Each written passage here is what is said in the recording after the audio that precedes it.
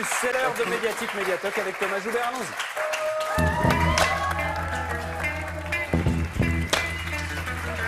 Bonsoir mon cher Thomas. Salut Thomas. On vous écoute tous les matins sur Europe 1 dans le grand direct des médias à 9h. Et chaque semaine, vous nous faites le bilan de la semaine médiatique avec les hauts, avec les bas, avec les médiatiques, avec les médiatocs. On commence par les hauts médiatiques. Cocorico, le JT de 20h de France 2 est devant sur TF1. Beau succès de l'info de France 2 effectivement cette semaine, puisque mardi soir, le JT de David Pujadas a battu celui de TF1. Il y avait 5 millions de téléspectateurs branchés sur France 2, contre 4 400 000 sur TF1. Si vous savez compter, ça fait plus de 500 000 téléspectateurs d'écart. Et c'est la deuxième fois en quelques jours que ça arrive, puisque déjà vendredi dernier, Laurent Delahousse avait battu Anne-Claire Coudray.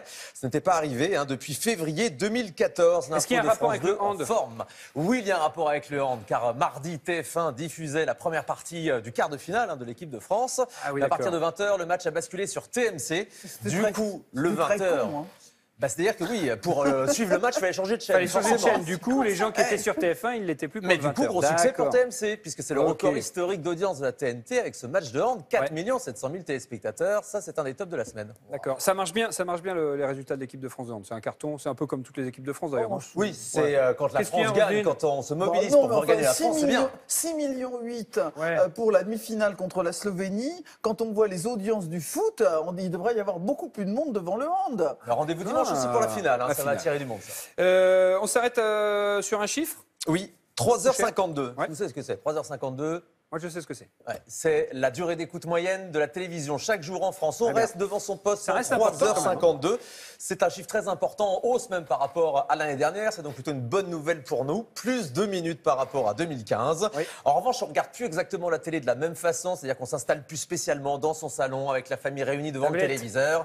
Il y a maintenant les tablettes, vous avez raison, les smartphones, les ordinateurs. Il y a plus de 8 Français sur 10 qui consomment désormais la télé sur tous ces supports. Et puis il y a le replay qui progresse aussi. Vous êtes de plus en plus nombreux à pouvoir regarder les programmes en replay. Ça a triplé en 3 ans. Sur Plus, par exemple, on peut revoir Actuality à tout moment. Bien sûr, bien entendu. Médiatoc, les flops de la semaine avec la cérémonie des Césars qui se retrouve sans président. Grosse polémique cette semaine. Roman Polanski a décidé de renoncer à présider la prochaine cérémonie des Césars. De nombreuses associations féministes s'étaient mobilisées.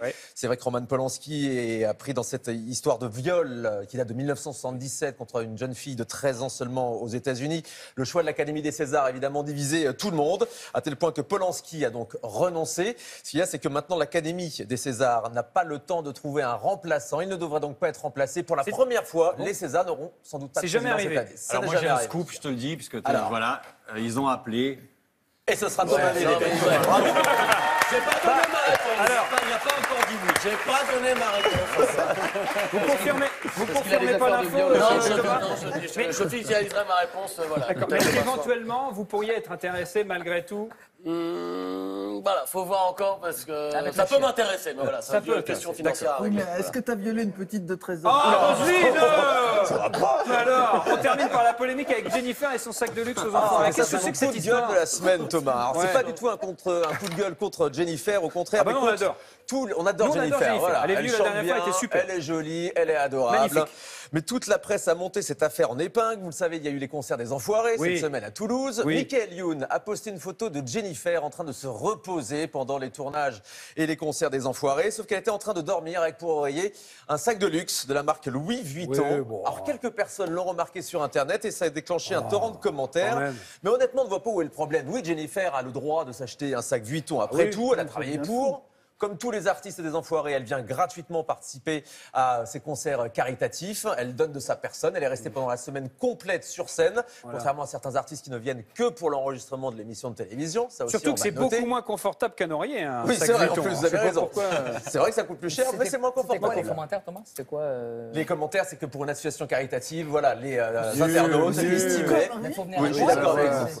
Il faut y aller à poil, sinon qu'est-ce qu'il faut Surtout que quand on participe aux Enfoirés, on permet quand même chaque année de récolter jusqu'à 25 millions d'euros pour les Restos du Cœur. Et c'est vraiment ça l'important. On soutient Jennifer, allons-y. Merci beaucoup, mon cher Thomas.